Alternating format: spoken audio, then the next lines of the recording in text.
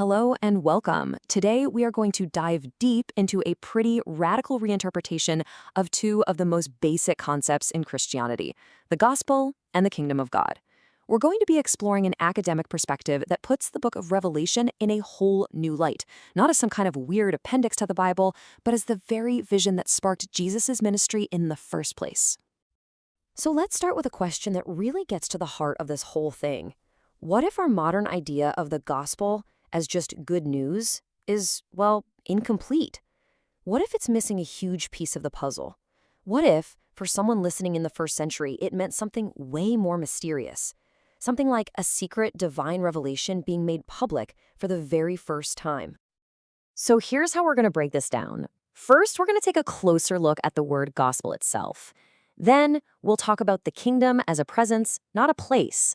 From there, we'll see how this connects to secret visions in the Jerusalem temple, reframe Jesus as a celestial high priest, and finally, we'll see how the book of Revelation might just be the key that unlocks this entire mystery.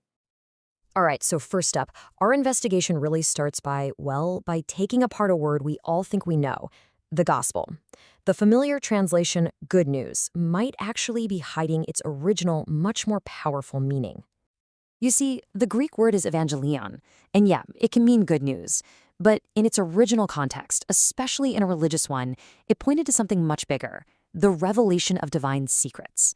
So think of it less like a happy headline in a newspaper, and more like the grand unveiling of a profound mystery, what the Apostle Peter called things into which angels long to look. And what's really fascinating is that we even have evidence from early critics of Christianity. In some second-century rabbinic texts, they actually mocked the Christian evangelion. They used this clever wordplay, calling it evangelion, a worthless revelation, or evangelion, a wicked revelation. Now, the key here isn't the insult. It's the word they're playing on, geliona, which is the Hebrew and Aramaic word for revelation. This shows us that even its biggest opponents understood the gospel as, first and foremost, a claim to some kind of secret vision. The book of Revelation itself actually backs this up. When an angel flies through heaven proclaiming the eternal gospel, the message isn't, hey, everything's going to be okay. No, it's a stark, urgent announcement that the hour of judgment has come, and everyone should fear God. This is not gentle news, it's the revelation of a massive cosmic shift. Okay, so that brings us right to our second big idea, the kingdom of God. And just like the word gospel, this academic approach suggests that our modern idea, of a future paradise or some kind of political state might be a misunderstanding of something far more immediate, far more mystical. Here's the key thing to grasp. The kingdom of God wasn't a piece of land to be conquered or a future date on a calendar. It was the tangible, perceivable, revealed presence of God actually breaking into our reality. It was an experience you could have, not a place you would go. And this idea, it has really deep roots. In the Dead Sea Scrolls, the texts from the Qumran community, they talk about contemplating the Raz Niha. It translates to something like the mystery of being or the mystery of becoming. And this wasn't just some abstract philosophy. It was a mystical practice tied directly to the Holy of Holies in the temple, the one place on earth where God's presence was believed to literally dwell. There's this incredible saying from the Gospel of Thomas that just nails this idea. It says, "The kingdom of the Father is spread out upon the earth, and men do not see it." You see, it frames the kingdom not as something that's on its way, but as something that is already here, all around us, but it's hidden, it's veiled. The challenge isn't to wait for it, it's to learn how to see it. And the clues are even buried in the language people were using at the time. The Targums, these were popular Aramaic translations of the Hebrew scriptures, when they got to a phrase like Isaiah's, "Your God reigns," they didn't just translate it literally. They consistently interpreted it, writing, "The kingdom of your God has been revealed." This tells us there was this widespread understanding that God's reign wasn't just a fact, it was an event of unveiling. So if the kingdom is a revealed presence, you have to ask, right, where was this presence felt most intensely? Well, all the signs point to one place, the Jerusalem temple. It was sort of seen as a microcosm of heaven on earth. The language of the kingdom is just saturated with temple imagery. The inner sanctum, the Holy of Holies, was considered the literal spot of God's throne.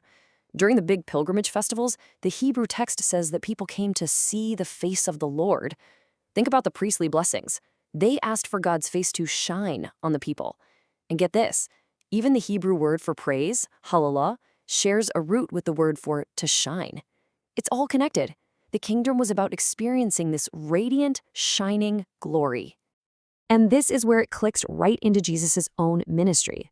In Mark's gospel, Jesus makes this incredible promise that some of his disciples standing right there will see the kingdom of God come with power. So what happens in the very next scene? The transfiguration.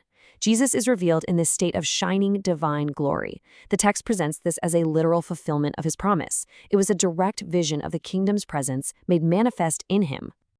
So all of this leads us to Jesus' role in this epic cosmic drama. This whole framework asks us to see him not just as a wise teacher or a prophet, but as a priestly figure who is fulfilling an ancient ritual on a cosmic scale. This is a really dramatic shift in perspective. Instead of seeing him primarily as an ethical teacher, this view presents him as a cosmic high priest. Instead of just a prophet, he's a heavenly warrior. And his main purpose isn't just to give us moral guidance, but to perform the final ultimate act of atonement for all of creation. Now, the blueprint for this is the ancient Jewish ritual of the Day of Atonement, or Yom Kippur.